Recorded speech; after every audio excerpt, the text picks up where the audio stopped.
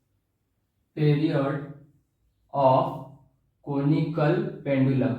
Okay, conical pendulum के लिए time period का उसका एक्सप्रेशन कैसा होगा? तो पहले कंसीडर करते हैं, एक बॉब है, ठीक है, एक बॉब है जो कि इस रिजिड सपोर्ट से अटैच है। This is the rigid support, that is S, that is S, और ये बॉब ऐसा अटैच है और ये परफॉर्म कर रहा है यूनिफॉर्म सर्कुलर मोशन इस तरह से।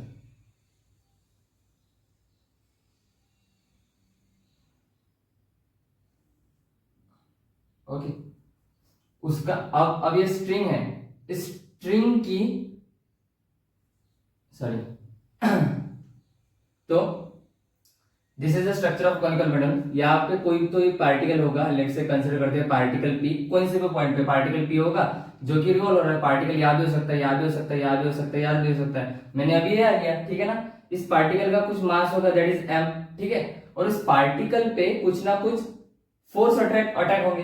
तो उस पर लगने वाले फोर्स कौन से at any point the forces acting on a Bob, कौन से उसका खुद का वेट, उस बॉब का कुछ वो वेट होगा, that is mg, mg is equals to w, उसका वेट होगा mg, और उस पर एक और फोर्स एक्ट कर रहा है, that is called as tension T dash, ठीक है। मैंने कहा था एग्जांपल में यूनिफॉर्म सर्कुलर मोशन के एग्जांपल में देखा था अपन ने कि जब भी मैं कोई एक लेट्स से मैं कंसीडर करता हूं, एक बॉब अटैच किया मैंने एक स्ट्रिंग पे और ऐसे घुमाई, टिफन म्हणतात ना, टिफन मराठीमध्ये, तर असं जोर जोरात फिरवलं ना, मैंने जोर जोर से ऐसे फिराया तो वो टेंशन क्रिएट होता है, दैट इज, और वो टेंशन सेंट्रीपिटल फोर्स प्रोवाइड करता है, ठीक है। The centripetal force provided by that motion is called as tension in string, ठीक है।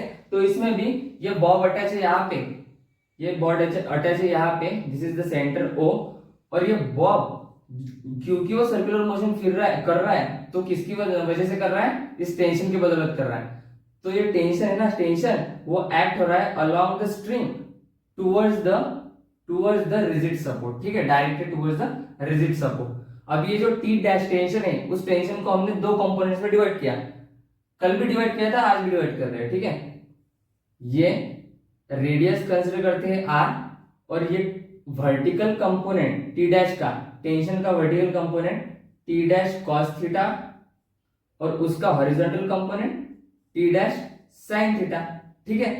उसके बाद ये जो है ना, ये height of a conical pendulum है, h, that is called as height of a conical pendulum, और ये l है, that is length of the conical pendulum, that is the distance between the rigid support to the centre of gravity of the Bob. इस Bob के centre of gravity से लेकर इस rigid support का distance l है, और इस पूरे कोनिकल पेंडुलम का जो डिस्टेंस है, जो हाइट है, वो h है, ठीक है। तो this is the structure of our conical pendulum. Okay, कुछ छूट तो नहीं गया, बाद में देखेंगे, ठीक है। तो पहले कंसीडर करते हैं पहला पॉइंट क्या होता है? पहला पॉइंट कंसीडर करता है, तो consider a Bob is suspended to the rigid support S। Consider करते हैं एक बॉब जो कि रिजिड सपोर्ट S से अटैच है, which is performing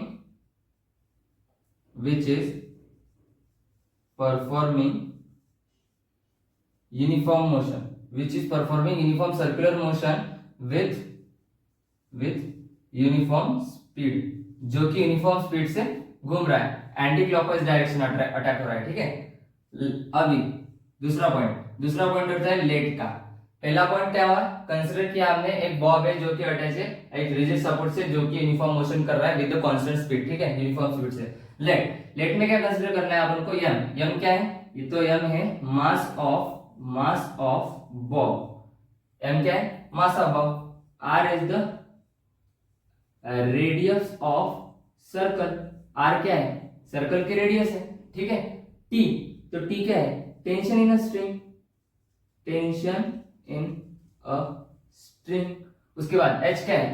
h is the height of conical pendulum, h height of conical pendulum है, ठीक है। उसके बाद जो l है, l is the length, l क्या है, length of pendulum, length of pendulum from, कहां से, तो ये जो रिजिड सपोर्ट है इससे लेकर centre of gravity of a point P, from rigid support to centre of gravity of bob at point P तक के सेंटर ऑफ ग्रेविटी का डिस्टेंस, ठीक है।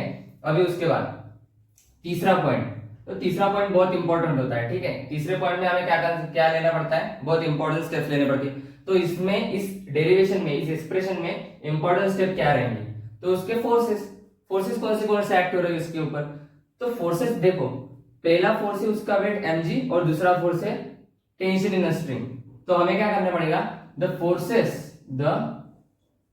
Forces acting on the Bob at any point P,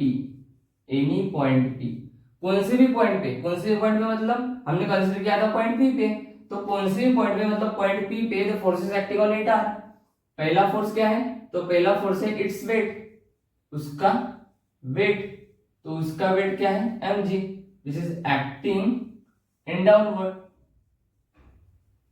ठीक है, जो कि downward act हो रहा है। दूसरा फोर्स क्या है, टेंशन इन स्ट्रिंग, तो स्ट्रिंग का tension acting upward direction, acting along the string towards the rigid support, acting along string towards rigid support, उस रिजिड सपोर्ट की तरफ लग रहा है, ठीक है ना। ये देखो ना, यहाँ पे ऐसा लग रहा है ना, सेंट्रीपिटल फोर्स प्रोवाइड कर रहा है ना उसके ऊपर, ठीक है। नाउ चौथा पॉइंट, तो चौथे पॉइंट में क्या है, जो कि टेंशन T है, उस टेंशन T को हमने दो कंपोनेंट्स में डिवाइड किया, एक वर्टिकल कंपोनेंट cos थीटा है, T डैश cos थीटा है, और एक horizontal component T dash sin theta है। So the tension T dash can be resolved into two components, ठीक है। पहला कंपोनेंट क्या है, T dash cos theta acts upward, ये अपवर्ड वर्टिकली डायरेक्ट हो रहा है, और दूसरा कंपोनेंट है T dash sin theta which is acting horizontally towards the centre of the circle, ठीक है। T डैश sin थीटा दो कंपोनेंट में डिवाइड किया है, दोनों भी एक दूसरे को परपेंडिकुलर है, ये एक दूसरे को परपेंडिकुलर, ये वाले यहां से, ठीक है। नाउ पांचवा पॉइंट, अभी पांचवा पॉइंट बहुत इंपॉर्टेंट है। पांचवें पॉइंट में हमें कंसीडर करना है कि ये जो वेट है ना, वेट mg, ये वेट mg प्रोवाइड कर रहा है tension T dash cos theta.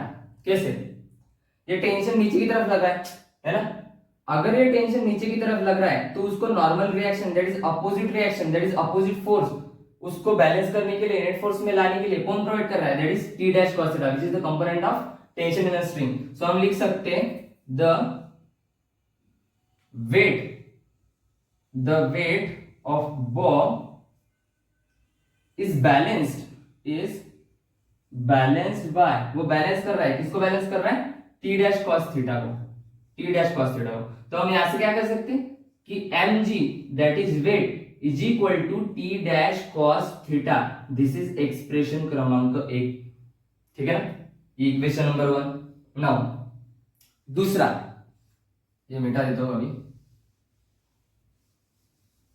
अभी दूसरा, ये जो हॉरिजॉन्टल कंपोनेंट है ना T डैश sin थीटा, ये वाला, तो ये क्या प्रोवाइड कर रहा है, पहले कहा था जब भी कोई पार्टिकल यूनिफॉर्म सर्कुलर मोशन कर रहा होता है तब उसको सेंट्रीपिटल फोर्स की जरूरत पड़ती है, और सेंट्रीपिटल फोर्स यहाँ पे प्रोवाइड कर रहा है यहाँ से towards the radius of the centre of the circle along the radius.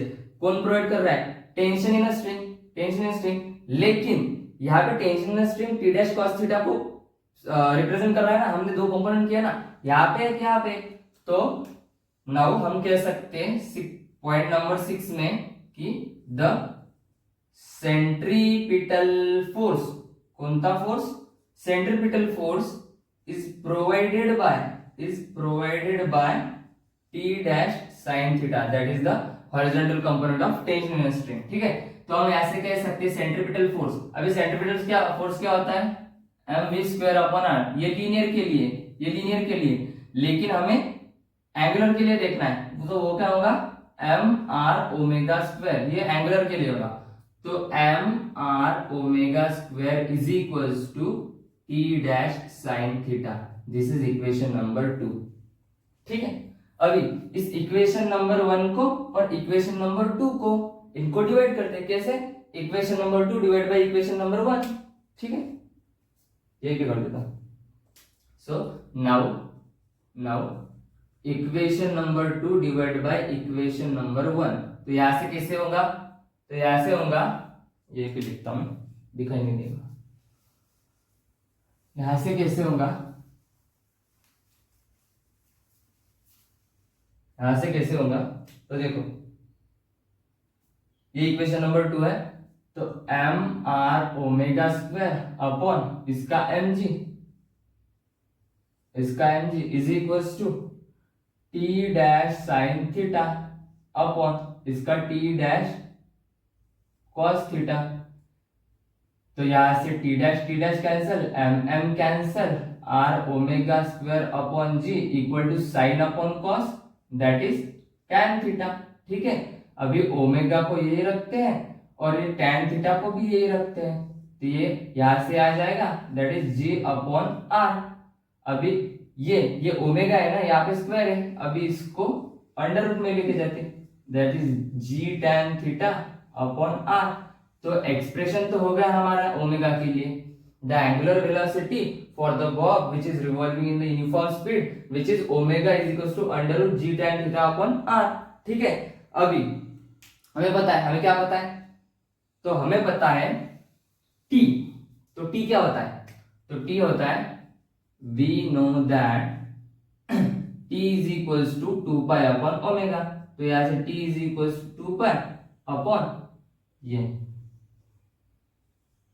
g tan theta upon r, तो t is equals to 2 pi, यहां से r ऊपर चला गया, g tan theta नीचे आ गया।